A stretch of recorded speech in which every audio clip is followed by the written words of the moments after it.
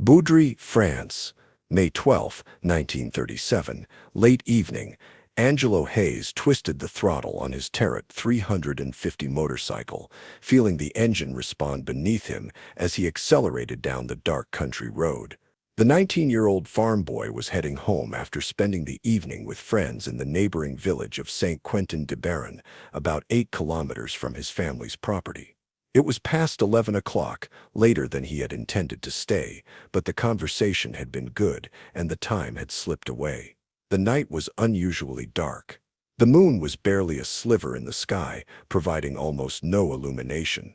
The road between the villages was narrow and unpaved, just a dirt lane that wound through farmland, the kind of road that existed by the thousands in rural southwestern France. There were no streetlights, no reflective markers, nothing but darkness broken occasionally by the distant glow of a farmhouse window.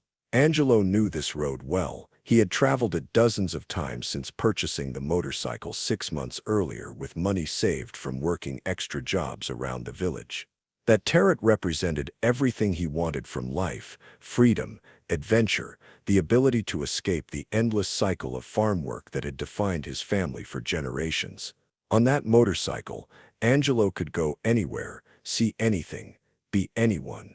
It was his ticket to a larger world. But on this particular night, the road he knew so well would become the site of a tragedy that should have killed him, and very nearly did. What happened next would have to be reconstructed later from physical evidence, because Angelo himself would never remember it. Somewhere along that dark stretch of road, traveling at perhaps 40 or 50 kilometers per hour, something went catastrophically wrong. Maybe he took a curve too fast, misjudging the angle in the darkness. Maybe he swerved suddenly to avoid an animal that darted into his path. Maybe the front wheel hit a deep rut or a large stone he couldn't see. Whatever the cause, Angelo lost control of the Tarot. The motorcycle went down hard, the front wheel twisting violently to one side. Angelo was thrown from the bike with tremendous force, his body launched through the air like a projectile. He had no time to react, no time to brace himself, no time to do anything but feel the sudden weightlessness, and then, impact. Angelo's head struck something. Investigators would later theorize it was a stone milestone marker at the roadside, with devastating force. The collision was so violent that his skull fractured in multiple places. His brain, encased in bone that suddenly gave way, was severely traumatized by the impact. Blood vessels ruptured, tissue tore. The delicate structures that controlled consciousness, breathing, and heartbeat were damaged but not destroyed. In that single terrible moment, Angelo Hays ceased to exist as a conscious being. The last thing he would ever remember was the sensation of riding through the darkness, the familiar vibration of the engine beneath him, the cool night air on his face. Then, nothing, a complete void. An absence so total that it was as if those final seconds had been erased from existence. Angelo collapsed in the grass beside the road, his motorcycle lying twisted in a ditch a few meters away.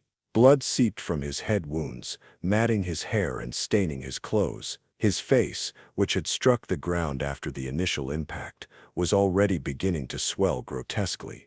His eyes were closed, he made no sound, he did not move.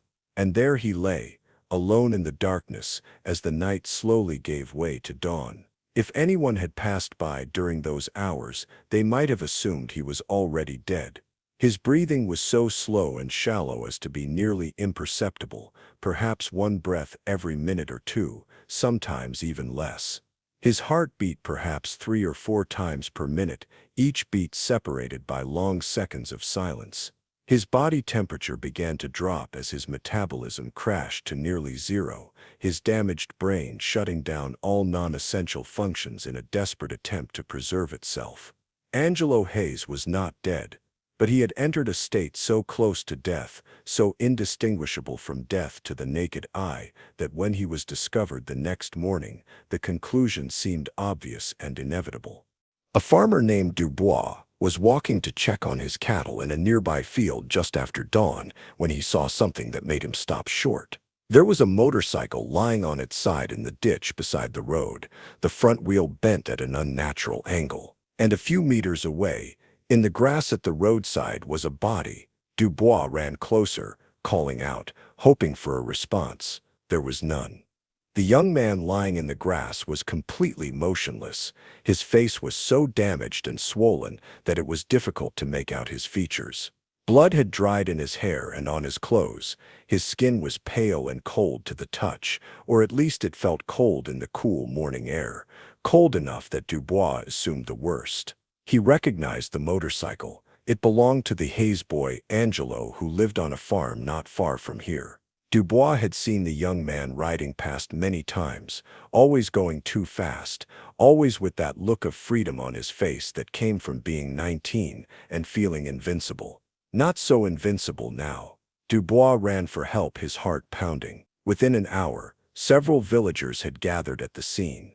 They stood around Angelo's body, speaking in hushed tones about the tragedy of it all. So young, so much life ahead of him, all ended in a moment of carelessness on a dark road. Someone was sent to notify Angelo's parents, while others carefully lifted the body and carried it back to the Hays farmhouse, each man privately certain they were carrying a corpse. When they arrived at the farm and carried Angelo through the door, his mother took one look at her son's battered, lifeless body and collapsed, screaming. His father stood frozen, unable to speak, his face drained of color. This couldn't be real. Just yesterday, Angelo had been sitting at the breakfast table, talking about his plans for the summer, full of life and energy. Now he lay before them like a broken doll, his face destroyed, his body still and silent. The village doctor, Dr. René Lebrun, was summoned immediately. He arrived within 20 minutes, his medical bag in hand, though he held little hope. He had been practicing medicine in the region for over 20 years and had seen many accident victims. The moment he saw Angelo's condition, he knew this was likely a formality. The boy appeared to be dead, and the examination would simply confirm it. But Dr. Lebrun was thorough. He believed in doing things properly, in following procedure, in making absolutely certain before pronouncing death. He examined Angelo carefully, checking every vital sign he could assess with the tools available to him in 1937. First, he watched Angelo's chest for several minutes, looking for any sign of breathing. The chest appeared completely still. No rise and fall, no movement whatsoever. Lebrun placed a small mirror under Angelo's nose and waited to see if condensation would form from exhaled breath. After 2 minutes, he saw nothing. Next, he felt for a pulse. He pressed his fingers against Angelo's wrist, feeling for the radial artery. Nothing. He moved to the neck, pressing against the carotid artery, waiting patiently. After nearly a minute, he thought he might have felt something, the faintest flutter, barely perceptible, but it was so weak and irregular that he couldn't be certain if it was real or just an artifact of his own pulse being transmitted through his fingers. He lifted Angelo's eyelids and shone a light directly into his eyes, looking for pupil response. The pupils were dilated and fixed, showing no reaction to the light. He pinched Angelo's arm hard, attempting to elicit a pain response. Nothing. He called Angelo's name loudly, directly into his ear. No reaction. Finally, Dr. Lebrun placed his stethoscope against Angelo's chest, listening carefully for a heartbeat. He heard nothing but silence. He moved the stethoscope to different positions, listening for several minutes in each location. Still nothing. The absence of detectable cardiac activity, combined with the lack of breathing, the fixed pupils, and the complete unresponsiveness, pointed to only one conclusion. The head injuries were clearly catastrophic. The skull appeared fractured in multiple places. Dr. Lebrun could feel the abnormal movement of bone beneath the swollen tissue. The face was so damaged that even Angelo's parents struggled to recognize their own son. Brain damage of this severity was incompatible with life. Even if by some miracle the boy had survived the initial impact, the injuries were so severe that death was inevitable. After completing his examination, Dr. Lebrun stepped into the adjacent room where Angelo's parents waited, their faces desperately searching his for any sign of hope. He shook his head slowly. "I'm very sorry," he said quietly. "Your son is dead. The injuries to his head were too severe. He likely died at the scene of the accident, or very shortly after. Even if anyone had found him immediately, there would have been nothing that could be done. I'm truly sorry for your loss." Angelo's mother wept inconsolably. His father simply nodded, his jaw clenched, unable to speak. Dr. Lebrun pulled out his medical forms and filled out the death certificate, writing in careful script. Angelo Hays, age 19. Cause of death, traumatic head injury sustained in motorcycle accident. Time of death, estimated between 11 p.m. May 12 and 6 a.m. May 13, 1937. He signed the certificate, offered his condolences once more and left. As he walked back to his car, Dr. Lebrun felt the familiar weight of delivering such news, but he had no doubt about his diagnosis. The boy was dead. There was no question in his mind. In 20 years of practice, he had pronounced death many times. This was no different. But Dr. Lebrun was wrong. Catastrophically, terribly wrong. Angelo Hays was not dead. His heart was still beating, so slowly and irregularly that even a stethoscope pressed directly against his chest for several minutes might not detect it. His lungs were still drawing breath, so infrequently and shallowly that even the most careful observation could miss it entirely. His brain, though severely damaged, was maintaining the absolute minimum of function necessary to keep the spark of life from extinguishing completely. Angelo had entered a state that modern medicine would later call coma de passé, or beyond coma, a condition so profound, so close to death, that it mimicked death in almost every observable way. His body had responded to the catastrophic head trauma by shutting down all non-essential functions, entering a kind of hibernation or suspended animation that reduced his metabolic needs to nearly zero. It was a protective mechanism, a last desperate attempt by his autonomic nervous system to preserve life in the face of injuries that should have been fatal. But in 1937, with the limited diagnostic tools available, there was no way for Dr. Lebrun to detect this.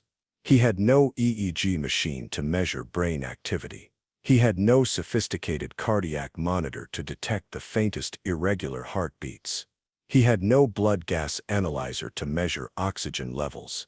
He had only his senses, his experience, and his stethoscope. And by every measure available to him, Angelo Hays appeared to be dead.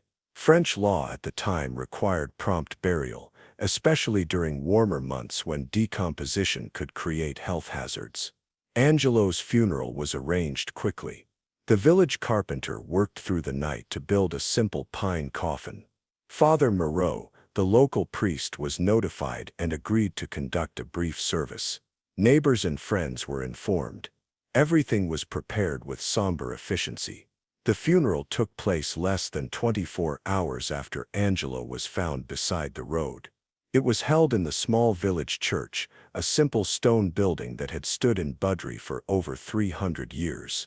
The service was brief, as was customary for accident victims. The coffin remained closed. Angelo's mother had requested it, unable to bear seeing her son's damaged face one final time. About 30 people attended: family members, neighbors, friends, and a few young men who had been with Angelo the night before, who still couldn't quite believe that the friend who had been laughing with them just hours ago was now lying dead in a coffin. Father Moreau said the traditional prayers for the dead. The small congregation sang Ave Maria. Angelo's mother wept throughout, supported by relatives on either side. His father stood rigid and silent, staring at the closed coffin, his hands clenched into fists. After the service, 6 men carried the coffin to the village cemetery on the outskirts of Budry. The cemetery was small and poorly maintained, just a patch of consecrated ground, surrounded by a low stone wall, with perhaps 100 graves marked by simple crosses or weathered headstones. A grave had been dug that morning, a rectangular pit, about 2 meters deep, the earth piled beside it. The coffin was lowered into the grave with ropes. Father Moreau said the final prayers. Angelo's mother threw in a handful of dirt, the sound of it hitting the wooden coffin echoing in the quiet cemetery. Then the grave diggers began filling the hole, shoveling the earth back in, covering the coffin inch by inch until it disappeared completely beneath the ground. A simple wooden cross was placed at the head of the grave, carved with Angelo's name and the dates of his brief life: Angelo Hays, 1918 to 1937. Just 19 years old, the mourners dispersed, returning to their homes and their lives, leaving Angelo alone in the ground. Except Angelo wasn't dead. Inside that sealed coffin, 2 meters underground, Angelo's heart continued to beat its impossibly slow rhythm. His lungs continued to draw breath from the limited air trapped in the coffin. His brain continued to maintain that tiny spark of life, that minimal level of function that kept him hovering in the void between existence and extinction. For the next 3 days, Angelo Hays would lie in that darkness, sealed in a coffin, buried alive, in a state so close to death that even he, if some part of him retained any awareness at all, could not have distinguished it from death itself. The air in the coffin was limited. A normal person breathing normally would have suffocated within hours.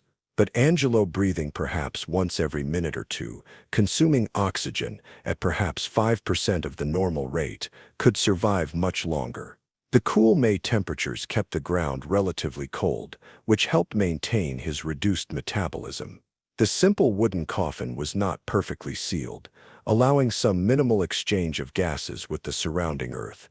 It was an extraordinary convergence of unlikely factors. Any one thing different: warmer weather, a sealed metal coffin, slightly deeper burial, any increase in metabolic rate, and Angelo would have died in that grave. But somehow, impossibly, all the factors aligned to keep him alive. For 72 hours, Angelo lay in darkness while life went on above him. His parents visited the grave each day, laying flowers and weeping. Villagers passed by, crossing themselves and saying prayers for the dead. Lebrun, in his office in the village, filed the death certificate and made notes in his records about the tragic accident. And Angelo's motorcycle, repaired by the village mechanic, was sold to pay for the funeral expenses. No one suspected. How could they? The boy was dead and buried. The doctor had confirmed it. The funeral had been held. The grave was filled. It was over. But on the morning of May 15th, 3 days after the burial, something extraordinary was about to happen. An order had come from the prosecutor's office in Bordeaux, routine procedure in cases of accidental death. The body of Angelo Hays was to be exhumed for a more thorough autopsy. Questions had been raised about the circumstances of the accident, about potential liability, about insurance claims. The prosecutor wanted a medical examiner to conduct a detailed examination. 4 grave diggers arrived at the cemetery just after 9 o'clock in the morning. They had done this kind of work before. It was unpleasant but straightforward. They would dig up the coffin, load it onto a cart, transport it to Bordeaux for the autopsy. Just another job. They began to dig, their shovels biting into the soft earth. Within an hour, they had uncovered the top of the coffin. They cleared the dirt from around it and prepared to lift it out.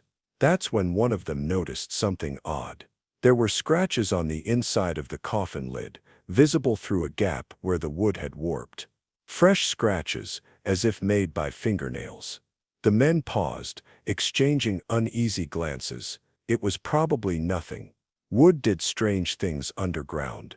Just their imaginations running wild. But when they opened the coffin, they discovered something that would shock the world, that would make headlines across Europe and America, that would force medicine to reconsider everything it thought it knew about death. Angelo Hays was warm to the touch. His chest was moving. His heart was beating. After 3 days in a sealed coffin underground, Angelo Hays was still alive. When the grave diggers opened that coffin and felt warmth radiating from Angelo's body, when they pressed trembling fingers to his neck and felt the unmistakable flutter of a pulse, the cemetery erupted into chaos. One man ran toward the village, screaming for a doctor. Another fell to his knees, crossing himself and muttering prayers. The others simply stood frozen, staring at the impossible sight before them, a boy who had been dead and buried for 3 days, now breathing, now alive. Dr. Lebrun arrived within minutes, unable to believe the frantic reports. When he knelt beside the opened coffin and placed his stethoscope against Angelo's chest, he heard it clearly this time, a heartbeat, faint but unmistakable. The boy he had pronounced dead, the boy he had buried, was alive. Angelo was rushed to the hospital in Bordeaux, still deeply unconscious, still hovering between life and death. For weeks doctors studied him, trying to understand how he had survived. His brain, they discovered, had responded to the catastrophic trauma by entering a state of such profound dormancy that it had mimicked death itself. His breathing had slowed to once per minute, his heart had beaten perhaps 3 times per minute. His metabolism had crashed to nearly zero, requiring almost no oxygen to maintain that tiny spark of life.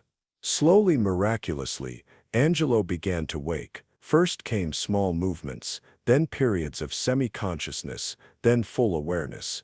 When he finally opened his eyes, he had no memory of the crash, no awareness of being buried, no recollection of the 3 days in darkness. For him it was as if he had simply fallen asleep on his motorcycle and awakened weeks later in a hospital bed. His story exploded into international headlines. The boy buried alive became a sensation across Europe. Angelo's survival sparked changes in medical practice, longer waiting periods before burial, more thorough examinations, better protocols for confirming death. His case would be studied in medical schools for decades, a reminder that the boundary between life and death was not always as clear as science believed. Angelo Hays lived for 71 more years after his burial and resurrection, dying peacefully in 2008 at the age of 90.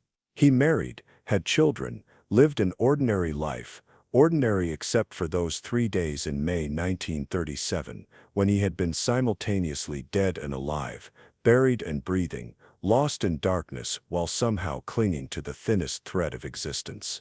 Dr. Lebrun never fully recovered from his mistake. He continued practicing medicine, but the knowledge that he had nearly sent a living boy to his death haunted him for the rest of his life. On his own gravestone, placed in the same cemetery where Angelo was once buried, he had inscribed a simple plea, "Forgive me." And in that quiet French cemetery, visitors still sometimes pause at the spot where Angelo's original grave once was, where a boy lay buried for 3 days and somehow survived. They stand there in silence, contemplating the fragility of life, the fallibility of certainty, and the occasional miracle that reminds us how much mystery still exists in the space between heartbeats, between breaths, between life and death. Angelo Hays had been buried alive. He had survived the impossible. And his story endures as testimony to the resilience of the human body and the thin, mysterious line that separates the living from the dead, a line that on one extraordinary day in 1937 was proven to be far less absolute than anyone had ever imagined.